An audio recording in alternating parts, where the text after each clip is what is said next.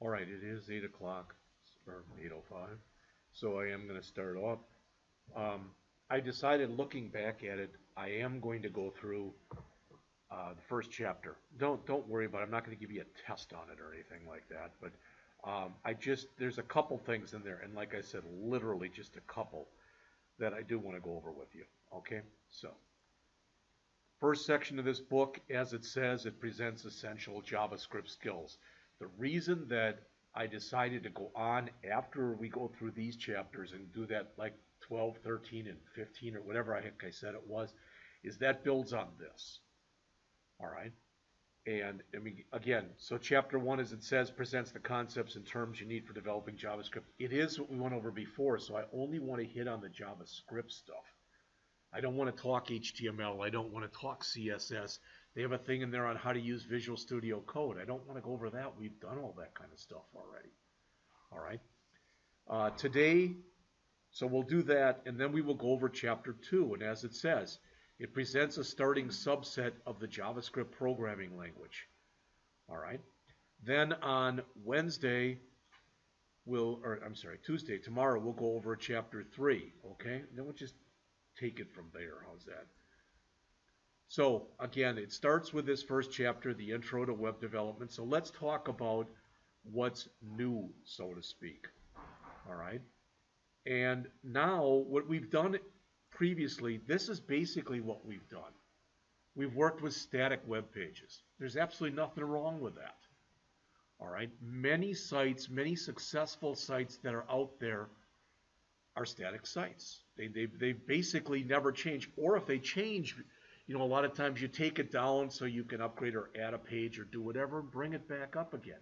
Now, when you think about it, the site that I'm having you do the wireframe for, remember that's due Friday, for the Arrow Bridge Rescue, if she didn't have her store, it would basically be a static site. All right? I mean, she could always add pictures of more dogs, etc. But what I'm talking about, what makes her site basically a more interactive site is the fact that she wants to have those, where people can buy T-shirts and can buy tote bags, etc. All right, so she's bringing the interactivity into it. All right, so rather than just this, when you start to get into there, you're adding more into it. I guess maybe I'll skip right by the page, but again, it's not that big a thing. Now, it says here, in contrast to server-side processing, JavaScript is a scripting language that provides client-side processing. That's true. But JavaScript is fairly unique in that it can be used either on the client side, as they mention it right here, or on the server side. And guess what? You've already seen it on the server side. Because when we did that little bit of work, when I had you download Node, and I had you, download that package for GitHub Pages, you were working with server-side JavaScript. All right, so not that you spent a lot of time with it, but you have seen it.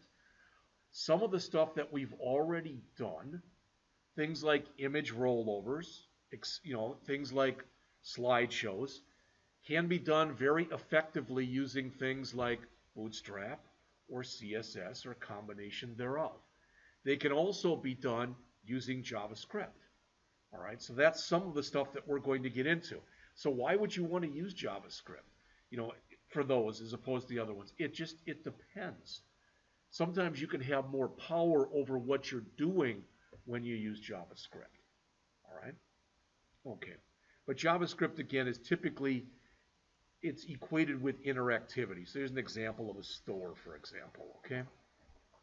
All right. One thing about JavaScript, when we talked about HTML and when we talked about CSS, more or less, HTML and CSS more or less are under the domain of the W3C, the World Wide Web Consortium. All right? And what I mean is, what they do is they make recommendations. Browsers don't have to listen to their recommendations. It's kind of like, when you think about it, it's kind of like a parent. The parent will recommend that you do things.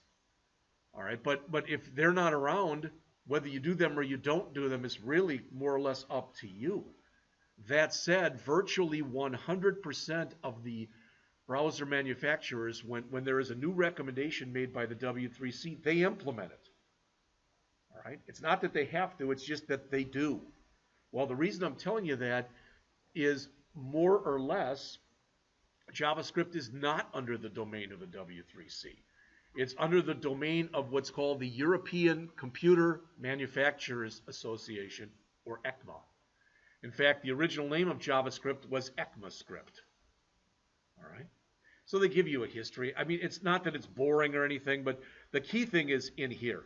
Really, since 2015, it's become a lot more powerful. A lot of different features have been added to it that previously were not available. We're going to get into some of those, okay?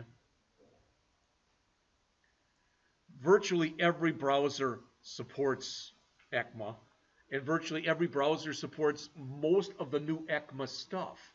And what you'll hear if you do this long enough, I'm going to go back for just a second to this page here.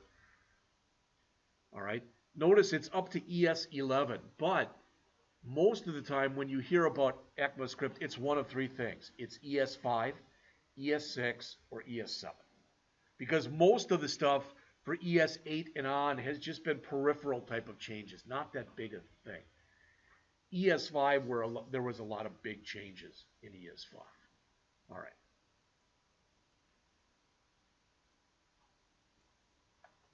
So they talk about the components here of a JavaScript application. Now, when you look at this, it says the HTML in a browser before CSS is applied to. Well, you know what that looks like. So you know what raw HTML looks like before you provide any CSS. In much the same way, when you think about it, so let's say this is our application right here. All right, and let's say we add CSS, and now it looks beautiful. Everything lines up, etc. But if you click the Join List button, nothing happens. If you click the Clear Form button, nothing happens. All right, the way you make things like that happen is typically you add code to the button. Now, some of the code will get added for you automatically. And this is not a good example because typically, like if you've got a reset button, you don't have to put any code in there to reset things. If you've got a submit button, all you have to do is tell the system where you want the form to submit to and how you want it submitted. All right. But if I just had a button here that let's assume for a second that this said enter a number, this said enter a number, and this said enter an operation like plus, minus, etc. And this said perform the calculation. All right. That's not going to do anything until you actually give it the smarts to do something. So what we've looked at right now, very little bit, but when you think about it, but we've done like an input type equals submit, and we've done an input type equal reset. All right, we haven't done too much other than a little bit in the Bootstrap stuff, but where we say type equal button, that's what we're going to be getting more into right now. All right. Now, I'm not going to run through this. That was the CSS to pretty it up.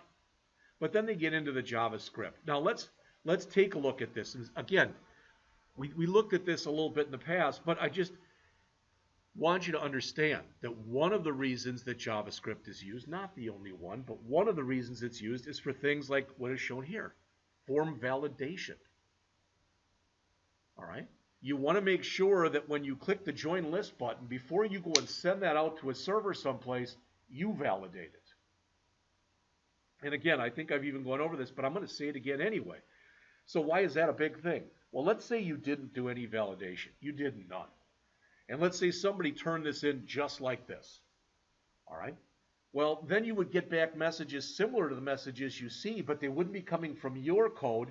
They'd be coming from the server. All right, and they may be a lot more terse than this. In other words, they may, it may just come back with error or something like that. And what's going to happen? Well, somebody might look at that and go, to hell with it, and just get out and not join. And now you've lost potential clients, you've lost potential money. So you want to always validate on the client side, and you want to give them, messages that are easy enough for people to read and understand and figure out if they did something wrong. You never want to talk down to anybody, all right? But you want to let them know what they did wrong, all right? So when we look at this, I mean, there's a lot of junk going on in here. I'm not going to run through most of it. But some of this stuff, I mean, look at this. Notice in here, you're setting something equal to double quote, double quote. Hopefully that makes sense to you. That's setting it equal to blank. That's the empty string. So that's blanking out something. All right. This is setting these three fields to just an asterisk. Those are those things that basically tell you what's required type of thing in there. Okay. All right. The focus literally says that when the program runs, we want the cursor to be in that field. Okay. This is the stuff that's new. And when you look at these two lines, I don't expect you to understand them right now. But what I do want you to understand is what we're doing is we're saying, hey, whenever you click this button, what's going to happen is we want to run that routine that's called join list. When we click that button, the one that says clear form, we want to run a routine called clear form. We are adding smarts to the program. So that when it does something, we're telling it what to do. We're taking control, for lack of better words. All right. So we're not going to talk about, again, we've hit on all this stuff already, so I'm not going to. You should know what div and span are. Some of the basic attributes, we've talked about these already. All right, we've talked about the CSS skills.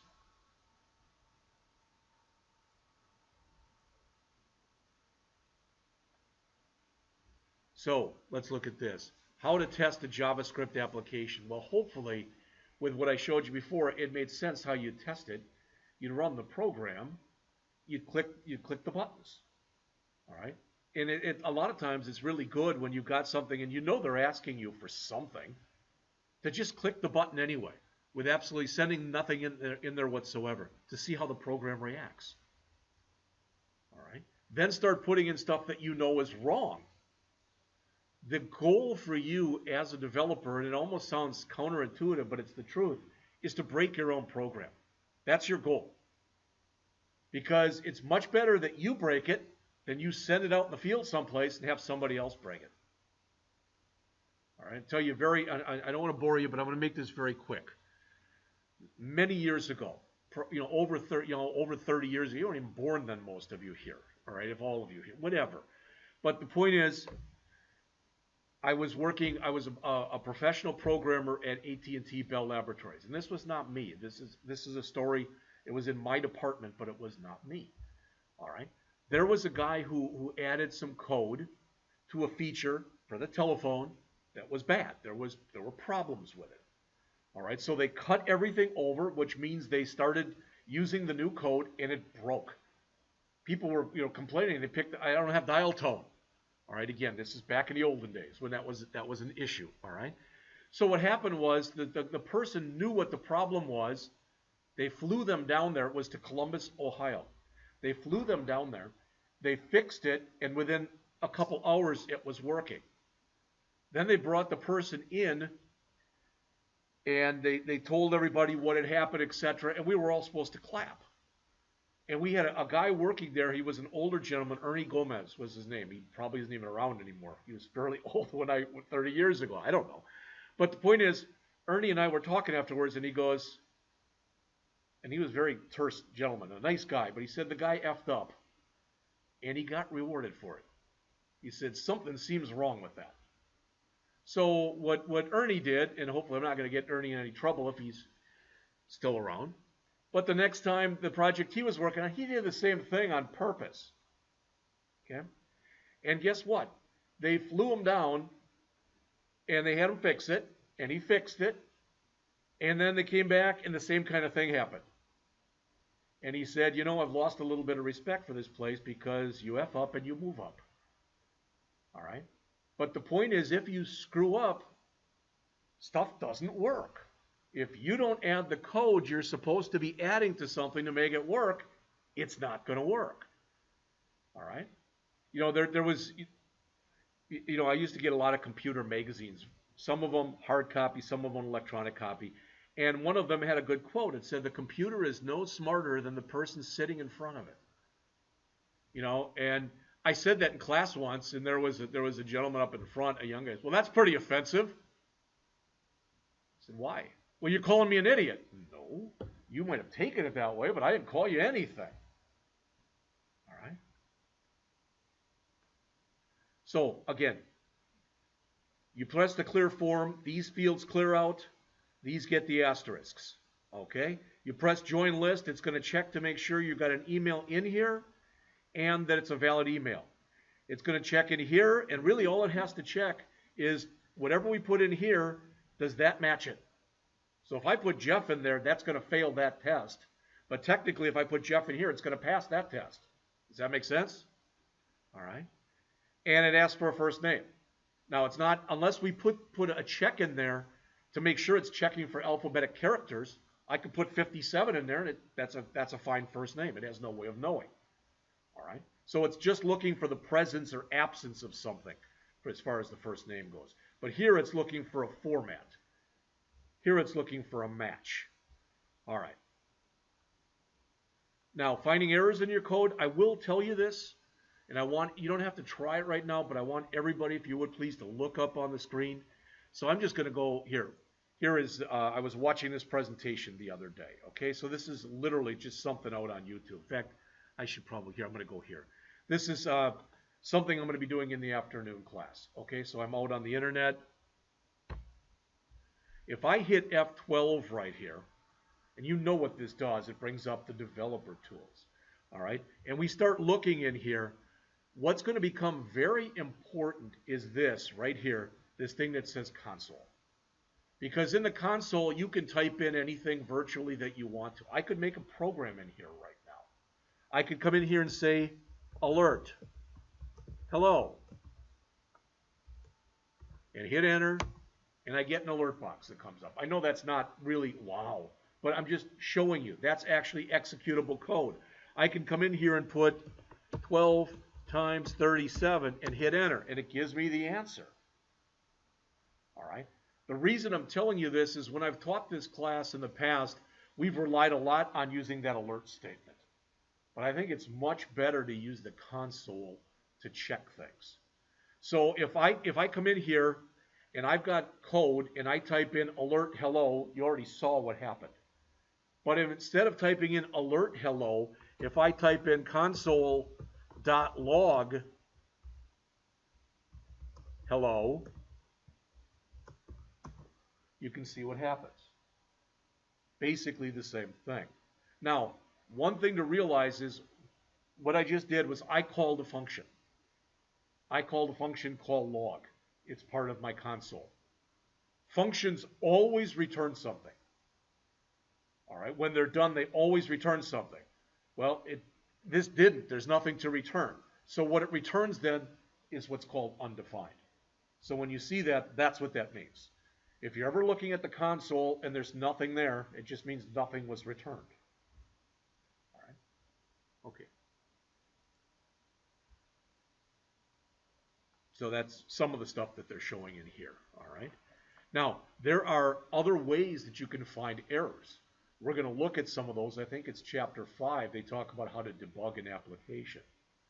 All right. And part of your second test that you take in here, you're going to actually have code that's wrong. You're going to have to fix it. That's called debugging. All right.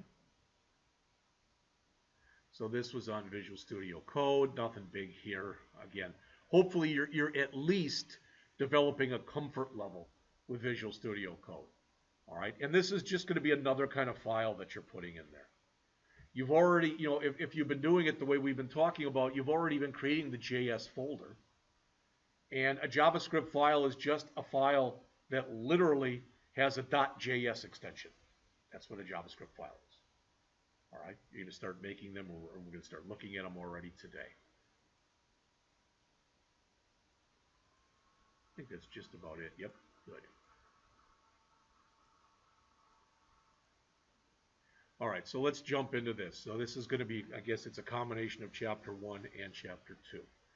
All right, so get started fast with JavaScript. Now notice, the goal of this chapter is to get you off to a good start with JavaScript, especially if you're new to programming.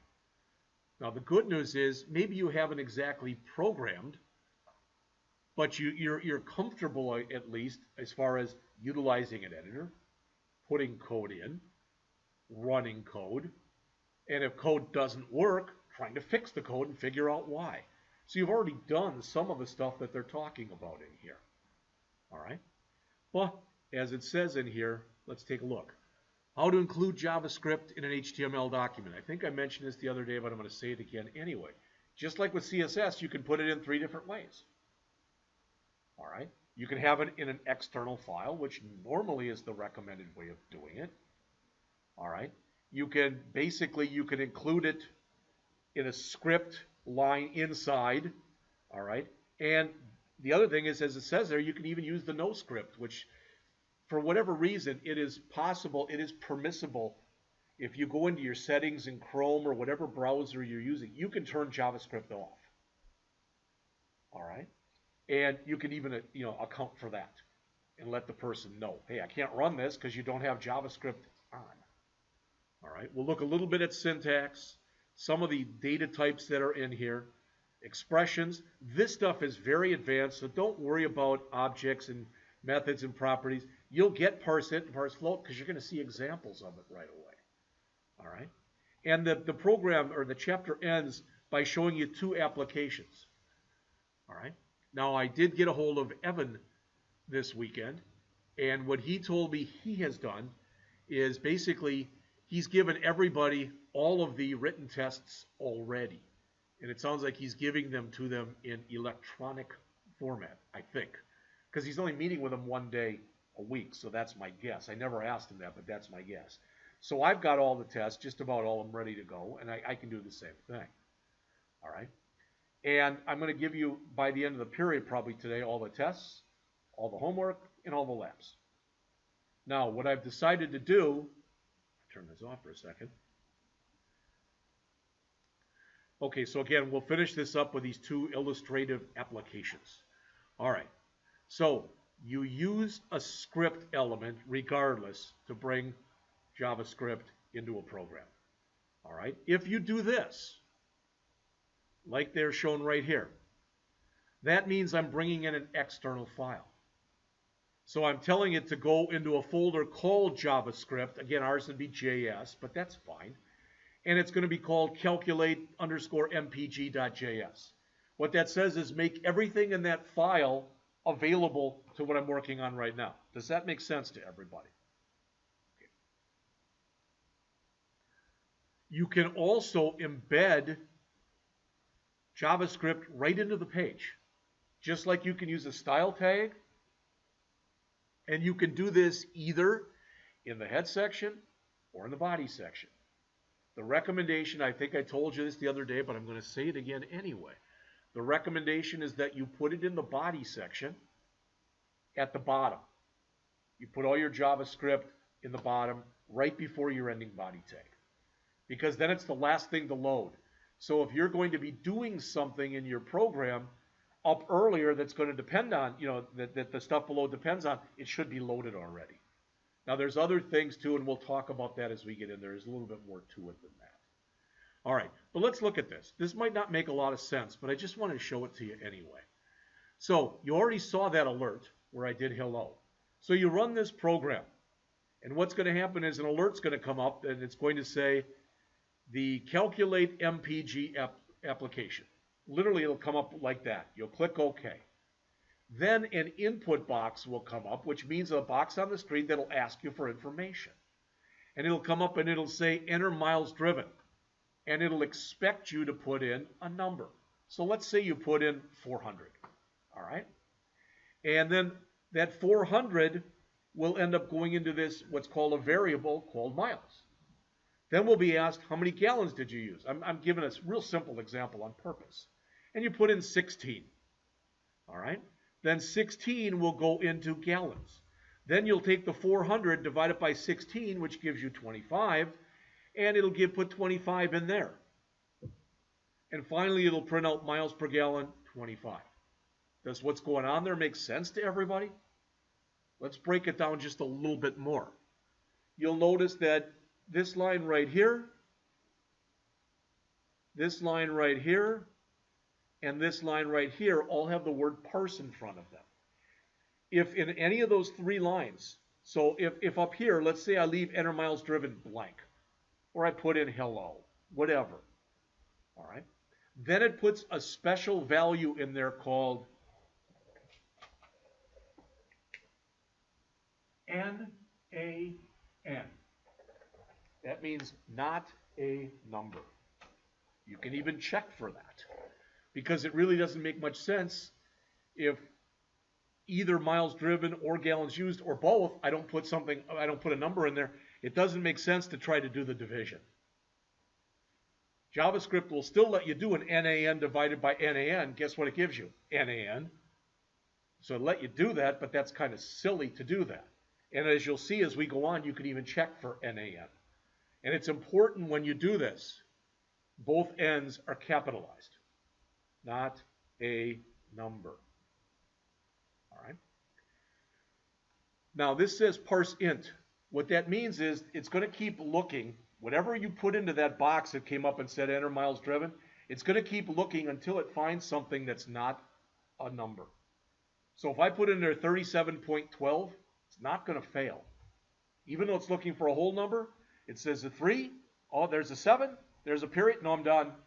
It never even looks at any fractional component. If I put the letter A in there first, it's going to break, because the first thing it saw was non-numeric, so it's going to give me NaN. If I put 3 followed by the letter A, it'll put 3 in there. So it keeps going until it finds something that's non-numeric. All right? I think it'll take a plus sign or a minus sign too, but just one, and it's got to be at the beginning. All right? Then for the other one down here, it works the same way, but this will take a decimal point. All right? Now, we're not actually down here, this is something we're calculating, but if I put 313 miles and I put 17 gallons, it's probably not going to go in there evenly. So if that ended up being 19.6837, that's what I'd get in there. All right? All right, then again, we just give an alert when we're done. So it says you can use the script element to identify an external JavaScript file. It's exactly what it is. When you put it inside of the program, it's typically referred to as embedded JavaScript. All right? Now, most people will tell you it is a much better practice. It is a much better practice to put it into an external file, and it really is. You can have multiple external files if you need them. It's not a problem, just like you can have multiple CSS files if you need them.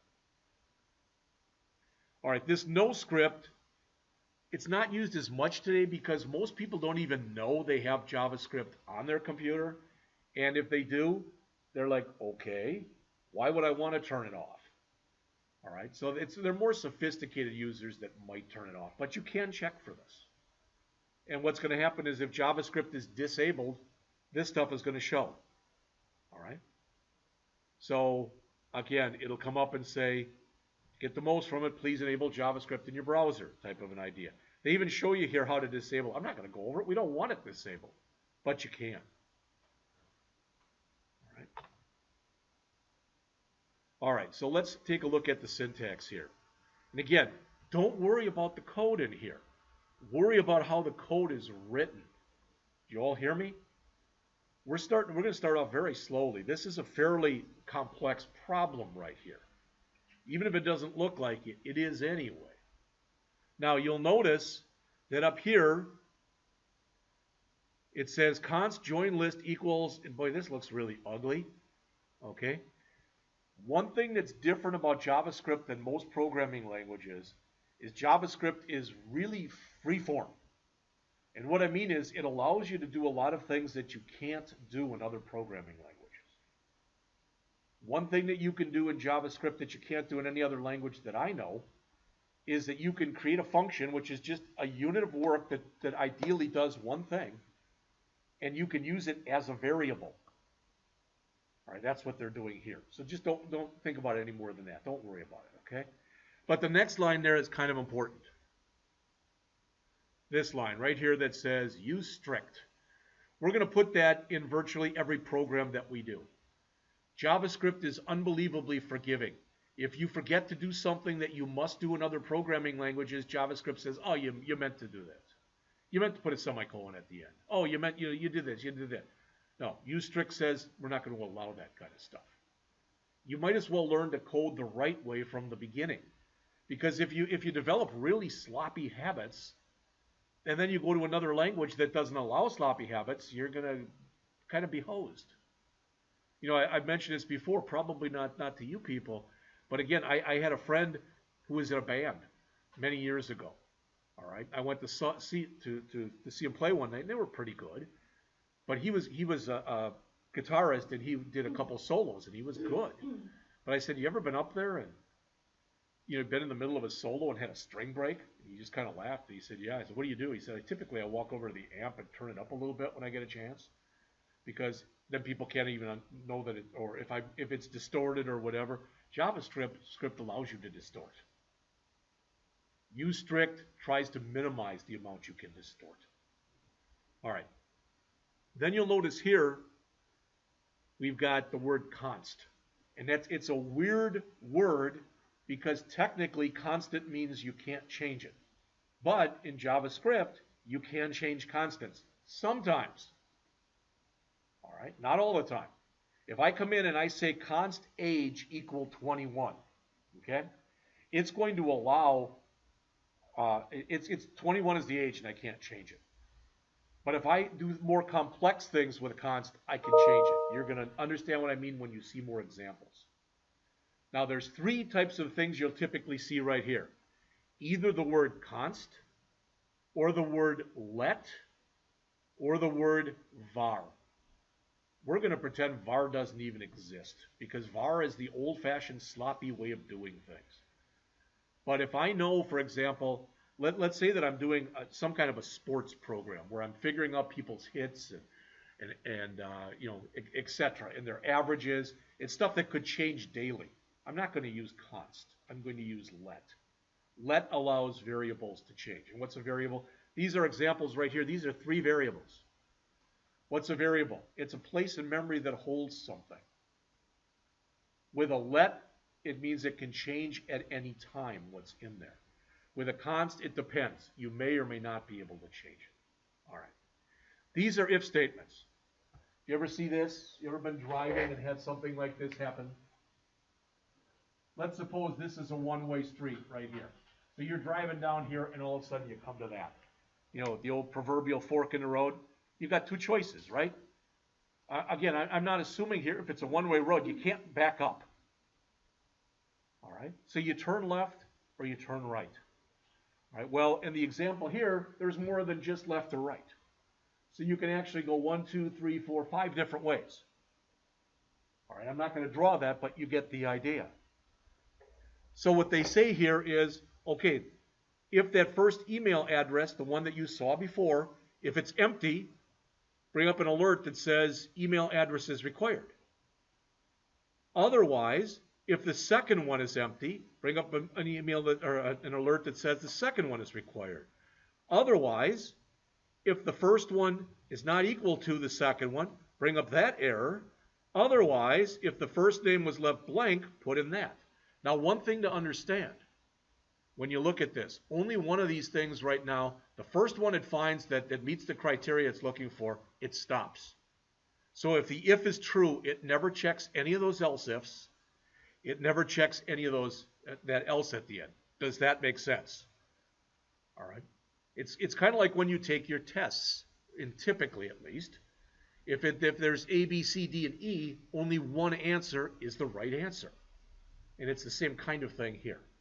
So if we do leave the first email address blank, it's going to do this, and it's going to skip all this. If we put something in, anything, for the first email address, then this one, nope, that isn't going to be true then. But if we leave the second one blank, then this is going to happen, and we're going to skip this. Does the progression make sense to people? All right. Now, look at this. The basic syntax rules. JavaScript is case sensitive.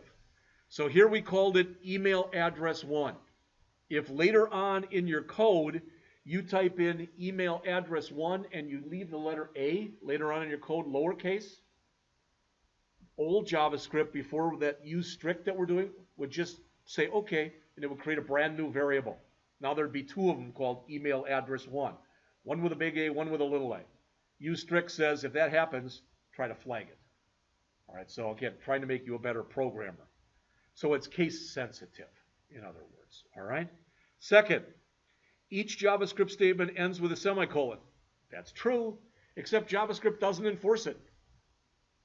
So if you leave the semicolons off, even with use strict, it's probably not going to complain. All right? Usually the only time it complains if you don't have a semicolon in is at the end of when you write what's called a function that we're going to get into, and you don't put a semicolon at the very end so it knows to return. All right? JavaScript ignores extra white space within statements. So in other words, not this alert right here. If we put space in there, it'll have it. But it could care less a lot of times when you do this stuff. I've never even tried this, but my guess is in this first line that you see right here, if you hit enter and put the dot value on the next line, I think it would still work. All right. When JavaScript is in strict mode, as it says, it disallows certain things from happening. All right. This talks about how to split a statement over 2 lines. Well, again, it's not an issue unless you're in the middle of a string, unless you're in the middle of something in single quotes or double quotes. And that's another thing. When you create a string, it's like with HTML when you did an attribute. Remember back then when I told you could put it in single quotes or double quotes? JavaScript is the same way. It doesn't care if your strings are in single quotes or in double quotes, but they have to both be single or both double. All right? All right. So we're starting to talk a little bit about syntax. An identifier is anything you create. So it can be the name of a variable. And again, a variable is just a location in memory. And if you use let, its contents may vary while the program's running. All right? And if you use const, it depends on the type of variable. It may or may not let you change. All right? You'll still see var, which is considered bad practice, but var is like let. With var, you can change the value while the program's running. All right, so your identifiers can contain letters, numbers, the underscore, and a $sign. I'd recommend, this is my recommendation, you use only letters whenever you can. Now, if you want to run 2 words together, I wouldn't even use the underscore. So if I wanted to write hi there, you can either do hi underscore there. I wouldn't recommend that. I'd recommend doing it like this. That's a capital T. Why? Because that's how it's done in most programming languages. All right?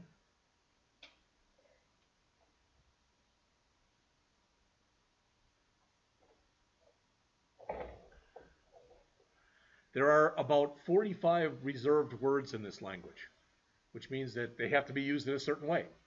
So you can't take a variable and create your own variable. Hey, I just made my own variable. I called it const, C-O-N-S-T, like we looked at before. Or I called it let. You can't do that. All right? I could call it const1 or let1, something like that. That would be fine. But I can't use the same exact words. Okay. This is called camel casing when you do this. So the first word is in lowercase and every word that follows. So like if I had my tax rate, the my would be in lowercase, the T in tax would be uppercase, the R in rate would be uppercase. That's the recommendation for the way that you name this. You should always use meaningful names, be consistent. All right? There's the reserved words. So you've got them in your book on page 63 if you want them. Comments. You put comments in there so you remember stuff. Or so that if somebody, if you're going to create something but someone else is going to maintain it, they know what you did and why you did it. But, you might be surprised, and I'm not just saying this. Doesn't matter your age. You do something, you create an application, you don't look at it for a while, you come back a few months later and why did I do this? Why did I do it this way? Everybody does that. So sometimes you put a comment in there. Kind of the litmus test for this is, if you have to ask whether or not something needs a comment, it probably needs a comment. All right? All right. So if you want to comment something, if you start anywhere in a line with // 2 forward slashes, the rest of that line is automatically a comment. Doesn't matter where you put it. You shouldn't do that in the middle of a string or something. That wouldn't make any sense. But if I came in here, and if right here, in this line right here, instead of putting that comment there, if I put it right before this equal sign, The rest of that line would still be a comment. If I want a comment to go over multiple lines, I start it with a /*, I end it with a */. All right, single or multi-line comments. Sometimes you write comments to comment stuff out. Something's not working. Well, I want to see if the other stuff is working, so I might comment some code out. All right. Now, JavaScript has what are called 7 primitive data types. Primitive means they're simple. Again, just imagine you got a set of Legos. Each Lego that's in there by itself, you can't probably do that much with. But if you get a bunch of them and you put them together, now you can make a building or a car or whatever. All right? So the first one's a number. Even though there's parse int for whole numbers and parse float for numbers that can have a decimal place, even though we have those, they're all looked at as numbers. They're numbers. All right? Then there's strings. That's character data, again, that can be in either uppercase or lowercase. Then there's Booleans. That's true or false. Sometimes with Booleans, you'll have the word is in there. You know, is married. True or false? Remember, to the computer, there's no gray area. Right? There's no kind of pregnant for a computer. You are or you aren't type of an idea. All right? Symbol is fairly new, and that's a lot of times that's with emojis and stuff like that. All right? Null is unknown. If you don't know what the value of something is, it's unknown. All right? And it's confusing because null and undefined. Well, what's the difference? If you set something to null, it has no value.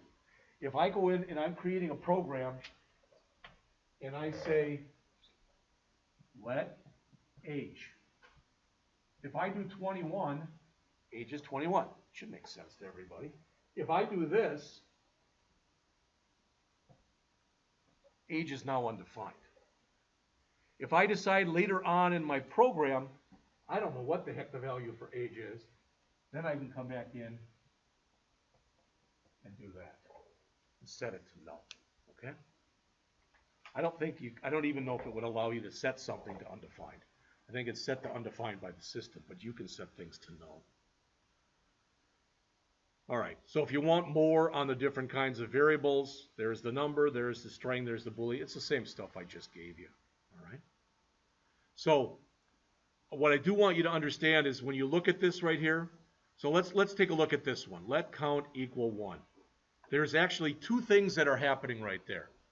To say let count, that's called a variable declaration. That's all it is, just that part. The equals 1 is called a variable initialization. It's giving it an initial value. You can combine the declaration and the initialization into one line. Or you can do them over multiple lines. Why would you want to maybe do them over multiple lines? What if I was doing a program, let's say that I had 5 classes, and I had in one class I had 10, and one I had 50, and one I had 100, etc. I might start the program by saying how many people are in this class. So I might create a variable called number of students, but I don't give it a value until I find out how many students are in the class. All right, as an example. So again, there it is. A variable stores a value that can change as the program executes. They're not exactly right here because it says a constant stores a value that may not be reassigned once it's created. Technically what they're saying is true.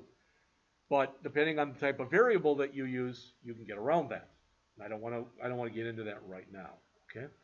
The equal sign is called the assignment operator. So if I say, as we looked at up here, I don't know about you, I would read this as let age equal null. But really what it means is take null and assign it to the variable age. That's actually what it means. All right. No one reads it that way, but that pretty much is what it's doing. All right.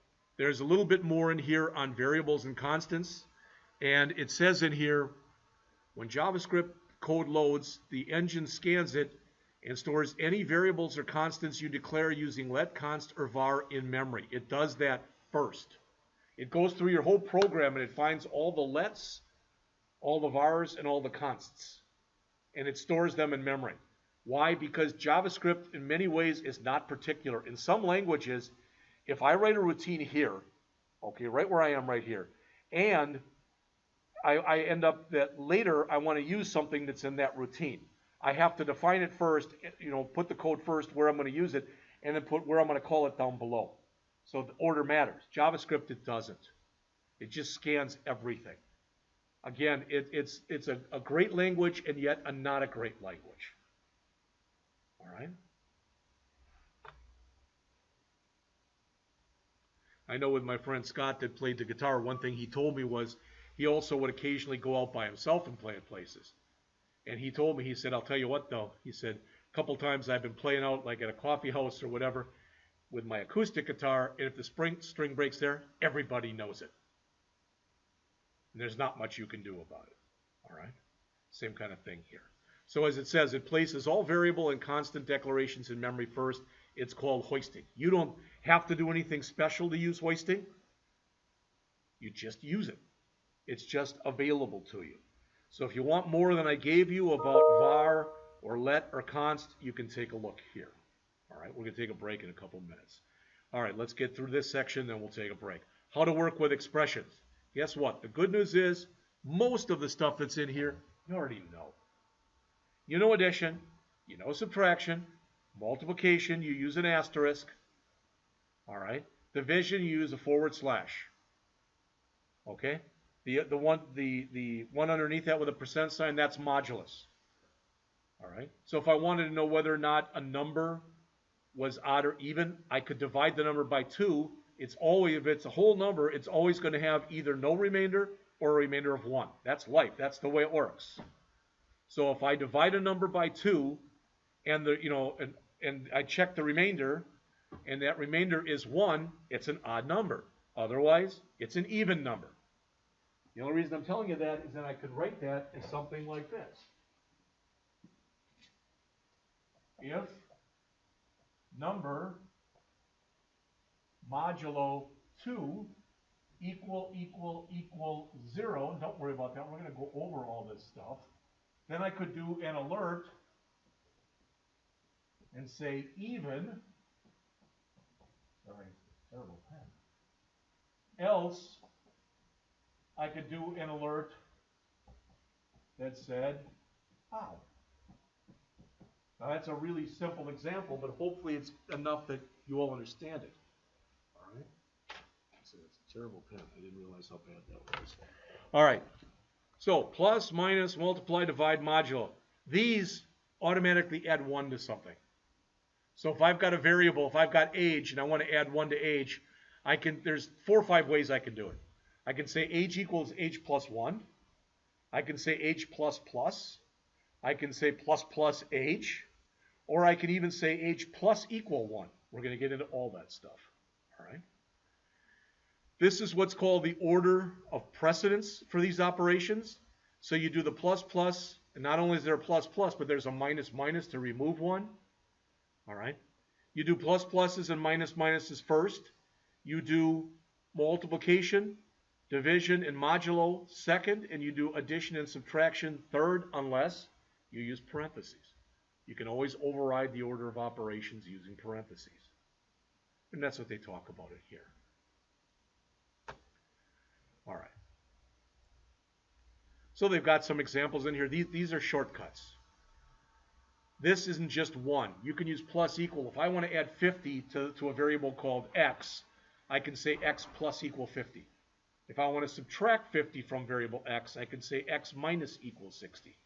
So I can use plus equals, minus equals, times equals, divide equals, modulo equals. I can use any of those. I can also, if I'm working not with numbers but with strings, I can use plus equal to concatenate stuff together. All right? To use any of the other operations on strings doesn't make any sense. All right? So they're showing 3 ways to increment a variable by 1. Plus 1, plus equals, or plus plus. Again, the plus plus can come at the beginning or at the end. In this case, it makes absolutely no difference. All right, those are the common mathematical operations. Finally, with strings, all right. So if I want to put two strings together, notice what we have here. So we've got first name, okay? So they're creating two variables here, and the way they're doing it stinks. I wouldn't want you to do it like this. I would want you to say const first name equal Grace, semicolon, hit the enter key, const last name equal Hopper. I don't like it when you put multiple things on the same line like that. All right? But here they're combining the two together. So this will say Hopper, followed by a comma, followed by a space, followed by Grace. Exactly what you get right here. That's called string concatenation. All right? There's other ways that you can do it as well. You can also use what are called template literals. We're going to get into all this stuff. All right? I would strongly suggest, if you haven't read the chapter, that you read the chapter. All right? You may have been able to get away without doing that in the other class. You may have been able to. All right? But, I mean, here, it's a lot of stuff's not going to make sense, especially when we really start writing code. All right? Special characters in strings, these are called escape sequences. \n is a new line. It's like you hit the enter key. All right? The two that you're going to use, one of them isn't even shown here. These are all called escape sequences. The two you're going to use 99% of the time. \n for a new line. \t if you want to put in a tab. The other ones are nice. They're more window dressing. You're not going to use them very often. I don't mean that you'll never use them. I just mean you probably won't use them very often. You can even work with Unicode characters. Why? Who cares? Unicode characters not only have everything on your keyboard, but emojis. If you want to use the divide sign with a slash and a dot above it and a dot below it, etc., there's Unicode characters for a lot of stuff. You can print out Unicode characters in here. Not a problem. They show some examples right here. We've only got a couple more pages to go. With this introduction to objects, properties, and methods, don't worry about it right now. The only ones that matter, I already showed you what alert was. I mentioned prompt, but we didn't really go over it. All right? And there's an example of a prompt right there. Okay? And you're going to see examples of them as we go on. We looked a little bit at parse int and parse float already, so you can read that if you're so inclined. You can use write to write to a web page. Now, you typically don't, and why you don't will make more sense when we get to chapter 4. But you can. The point is you can use document.write and write something right to a web page. All right, there's much better ways of doing it than that, so you typically don't do it that way, but you can. All right, I'm going to stop right here. We've got about 9 or 10 more pages left in the chapter. We're going to look in a little bit of depth after the break. We're going to look at these two examples that are in here at the end of the chapter. Plus, just so you're aware of it, I sent you 5 complete JavaScript payroll programs yesterday. We're going to look at just probably the first one, maybe the first 2. We'll do that between 9 and 10. So it's 9. Please come back at 9:15.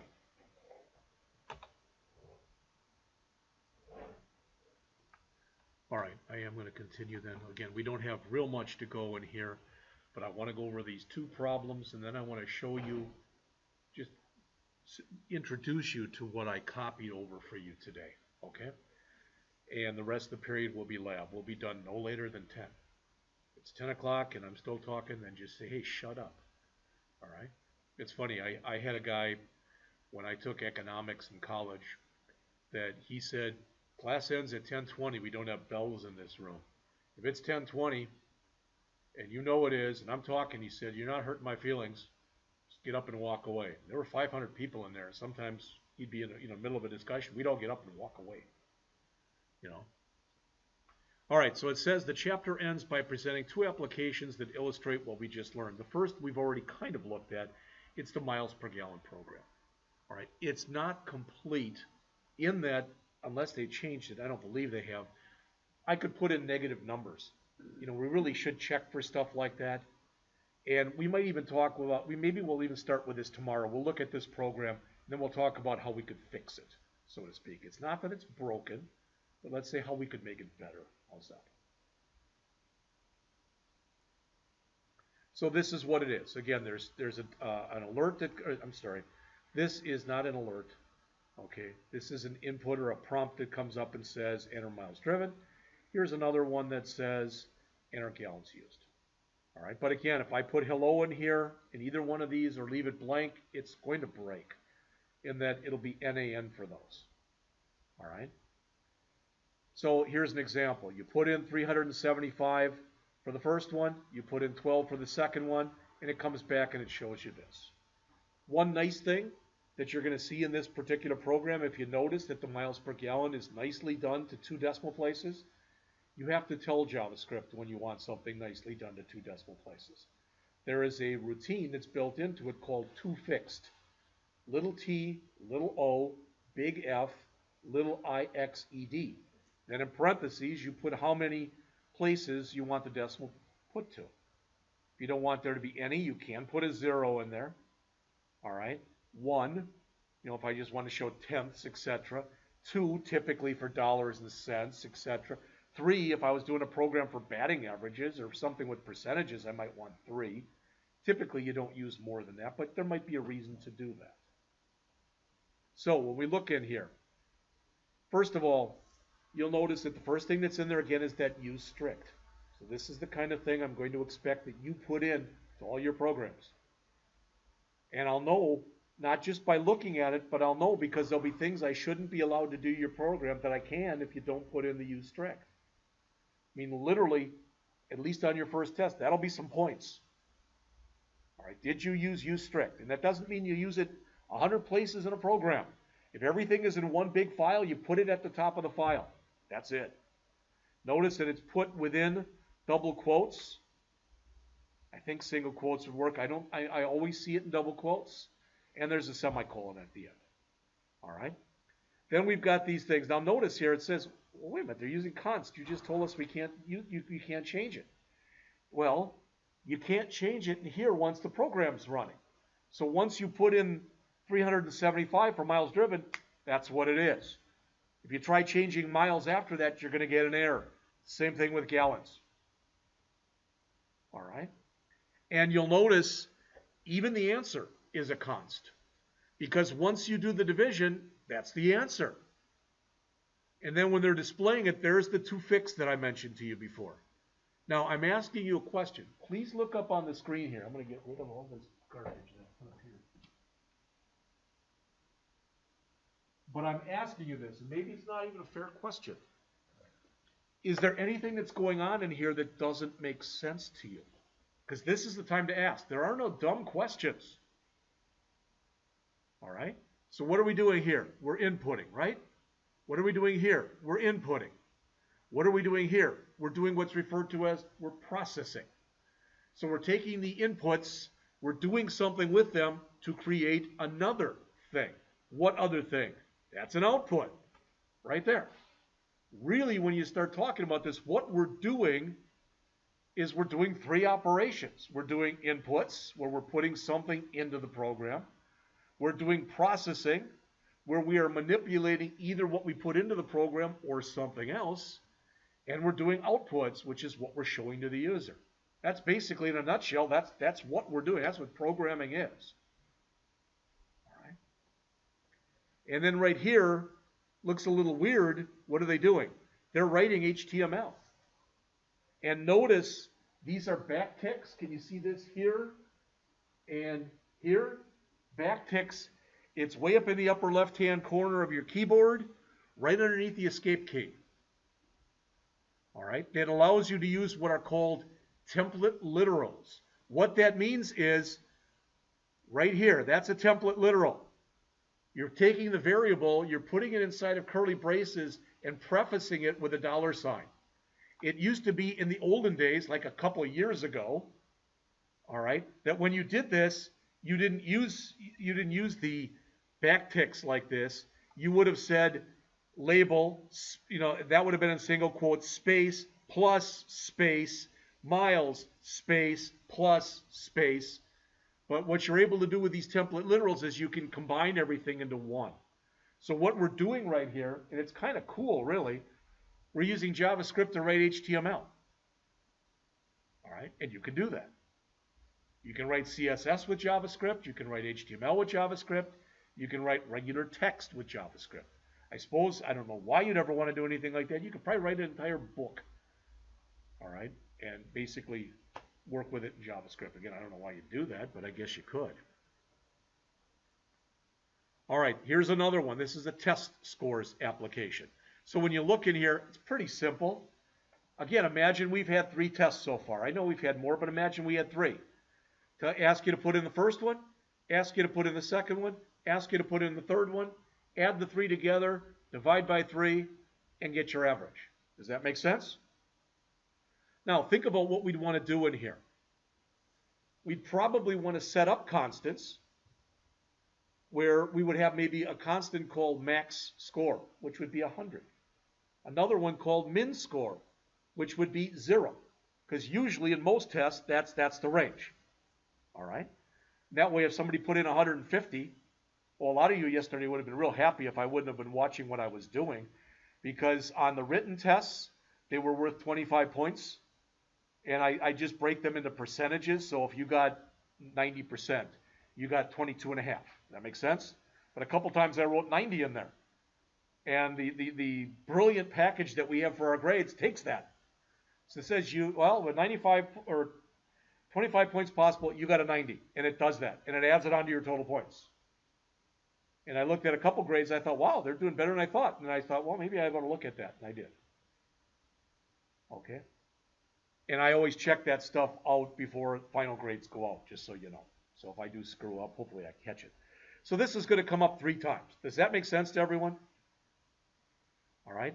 And every time it comes up, what do we have to do? We have to take that variable, test 1, test 2, or test 3, and add it to something like total test points. All right. So total test points is what? It's test 1 plus test 2 plus test 3. Does that make sense? Then when we're all done, we want to take total test points and divide that by 3. All right, and that gives us our average. All right, so if we look at this here, not very different from what I just told you. Okay, so there's total, there's score 1, there's score 2, there's score 3. As we read them in, we're adding them up to our total. All right, then we're taking our total, dividing it by 3, and notice we're using a parse int. Since it's a parse int, that will automatically throw away any decimal portion. All right, now I'm not sure exactly how it works right there, but I wouldn't have used parse int. I would have used what's called math.round. So if you got an 81.5, you should really be bumped up to an 82. Does that make sense? All right, and we'll get into how to use that. It's not a big thing. All right, and again, then we're writing some HTML.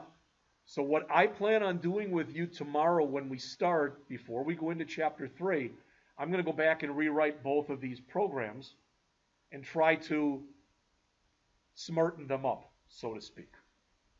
All right? And I might even put a couple things in there that you haven't seen yet. They're all coming. I would never give you a test, and if the test was on chapters 1 and 2, pull something out of chapter 7. That would be asinine to do that, or to expect that you would understand that stuff. All right? And I wouldn't do it. And that's it for the chapter. So, if you take a look, please, again, this is what I sent you. Got a bunch of my junk open in here, unfortunately. My wife told me that she found a place that's in O'Fallon where there's a lady who makes puzzles out of pictures. I might get a puzzle made out of this. This is just my granddaughter looking so goofy. So, all right. So this was the email I sent to you yesterday afternoon. It says, hello, FYI, we will start going over the attached programs on Monday. See you then. There they are. It's called workingpayrollapps.zip. So I'm just going to bring up and look at that first one right now. For a bit, not a long time, but for a bit, I think I moved it into another folder. Oh, I got to find it, but I will. I'll just grab it from here. The amount of HTML we're going to use is going to be minimal. I'm talking about 3 or 4 lines. Not only that, for a time, we don't care about CSS because we're working on programs right now. Does that make sense to everybody? I don't care how ugly our program looks, if it's functional. And I've said this before, give me a butt ugly interface, but a functional one, as opposed to a beautiful interface that doesn't work. All right? Okay, so I'm just going to grab this, download it. And there it is. Copy it. Throw this out on the desktop.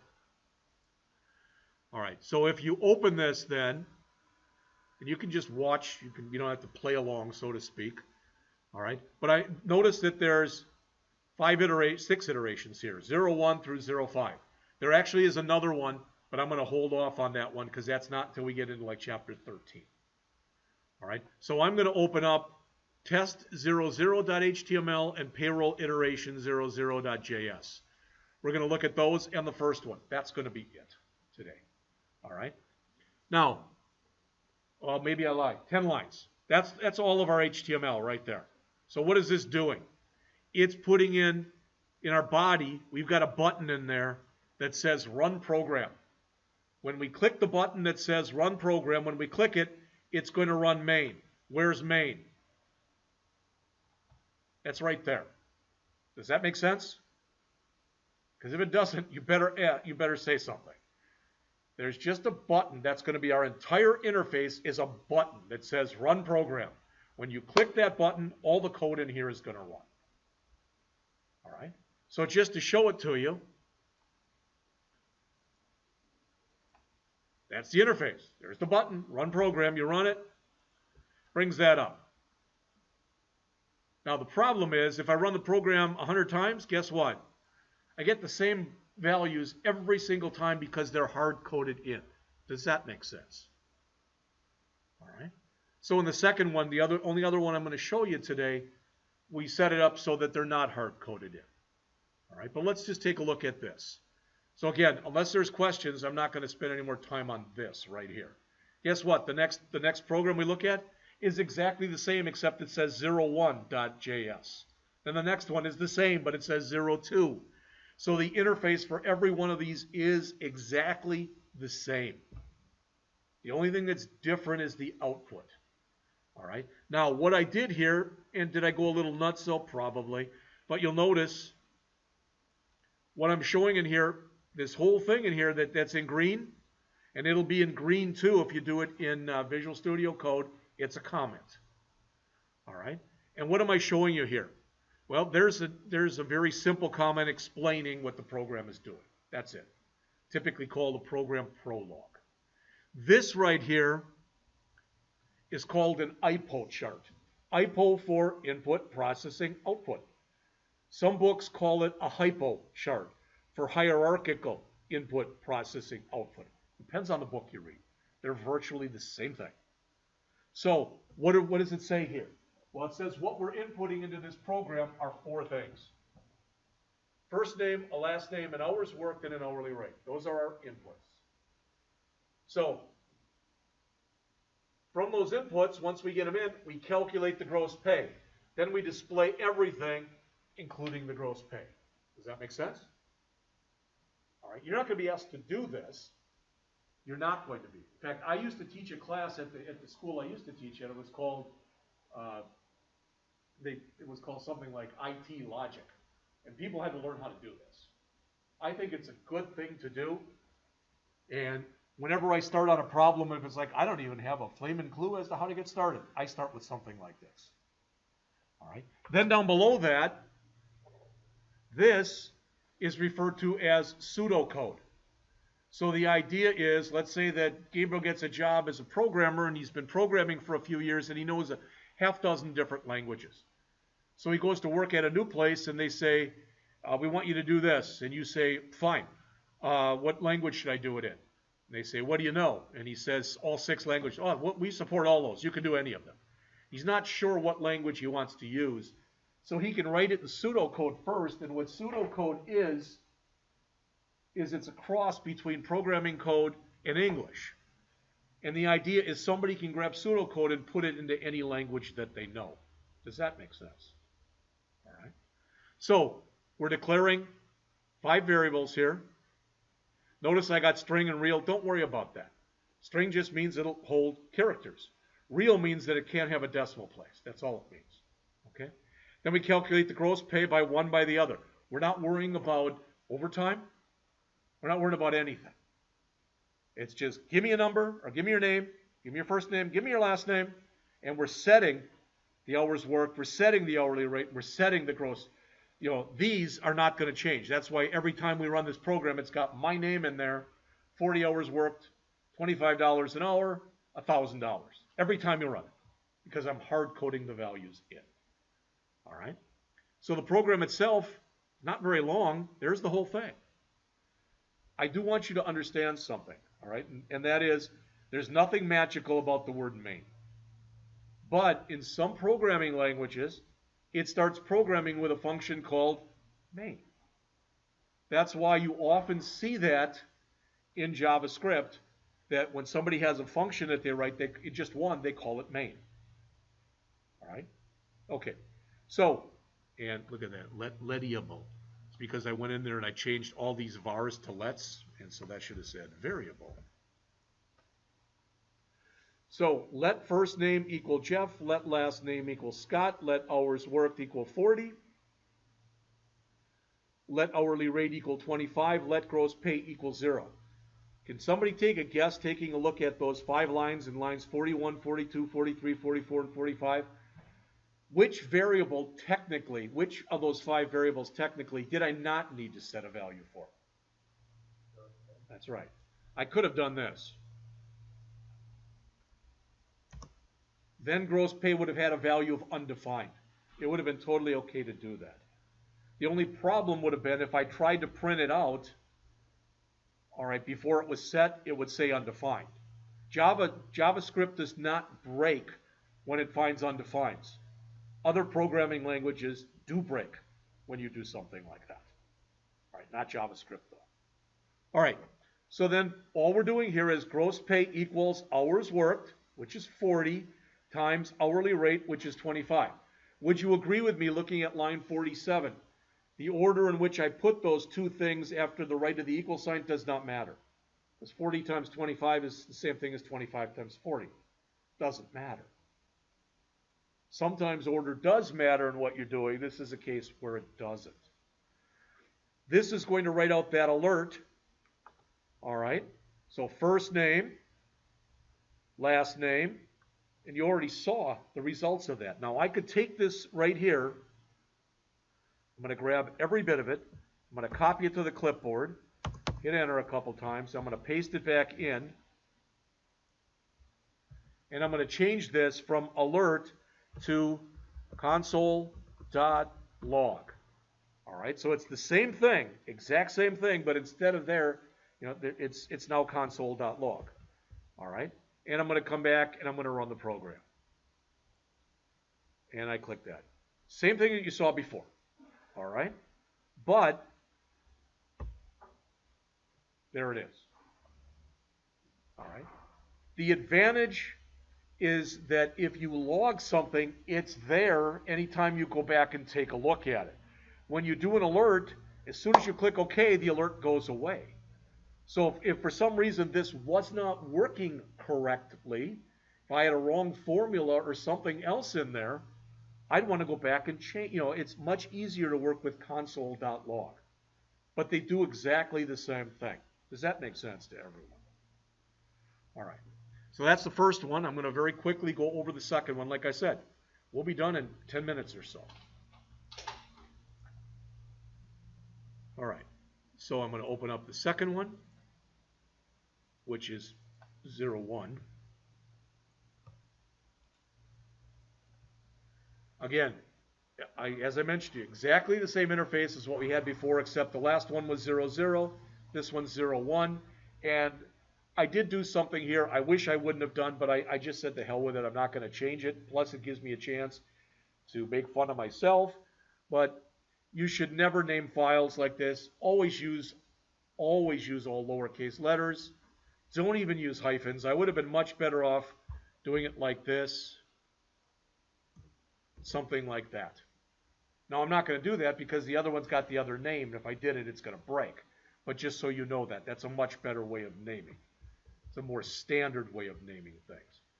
All right, so let's look at this one. All right, notice now we're not setting anything, we're prompting. Prompt and get means show me, ask me what you want. Get means I put something in there and I hit enter. All right, so we do that for the first name, the last name, the hours worked, and the hourly rate. All right, then we calculate the gross pay. Now notice we're not setting that stuff to really anything. We're giving them default values. All right, but they're either the empty string or 0. And again, this is in here is the pseudocode. Still works the same way. Still got our use strict at the top. Notice now, though, these are lets. They might have even been lets before, but they could have easily been consts before. All right, so I can ideally run the program multiple times, put different people in here. All right, so let's go back to this.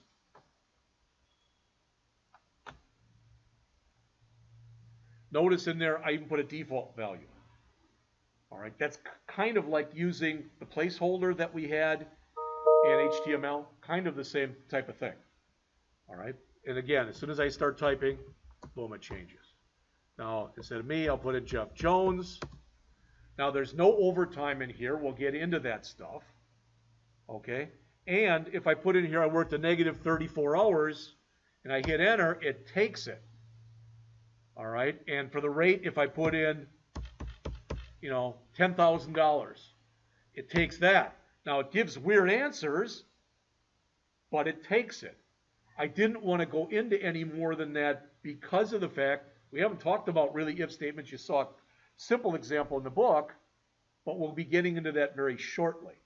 So what I'm telling you is this could be written much better. All right, I could have come in here. So again, if I run this program one more time and I put nothing in here, I'm going to just leave all the defaults. Nothing, nothing, nothing, nothing. See what I get? All right, that's NaN. That's not a number. I could check for that. What I will show you then tomorrow is I'm going to go back. I'm going to do that right now so I don't forget to do it. I'm going to go back and I'm going to rewrite both that program where they are putting in the numbers, the test scores or whatever the heck it was, and the miles per gallon. Now I'm going to make up my own thing. I'm going to say, for example, that the minimum miles you can drive is, let's say, a mile. The maximum you can drive is 1,000 miles. The minimum number of gallons that you can use is 1, and the maximum is maybe 100. Does that make sense? All right, so I'll do something like that. But I will check for not a number, etc. I will give you that tomorrow. I will send that to you. And I will do the same thing with the 3 grades. So then tomorrow, when you come in here,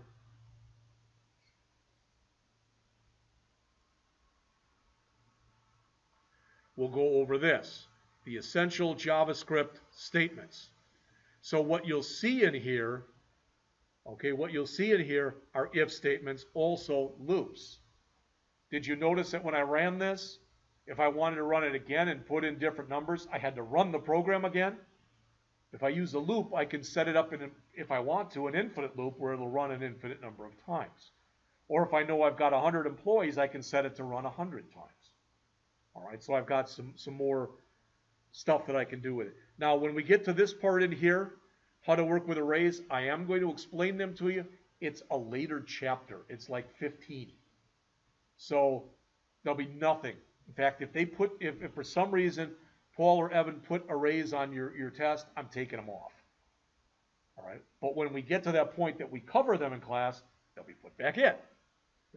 All right, so they do go through that with arrays, and they show you that test score one with an array. And arrays are nice. You'll like them once we start using them. All right. So it's a little shorter chapter tomorrow, but we'll start by then going over the miles per gallon program, the test program, all right, rewritten, so to speak, and then we will go into this one. Make sense? Questions on anything? All right, because that's what I had. Now again, if you look at your grades, as far as I can tell, that's what you've given me. And if you say that isn't right, I've given you this, I've given you, then you're going to have to show me where it is. Because I don't have a problem with that. You know, if you got the stuff, I'll still give you full credit for it. That's not a problem.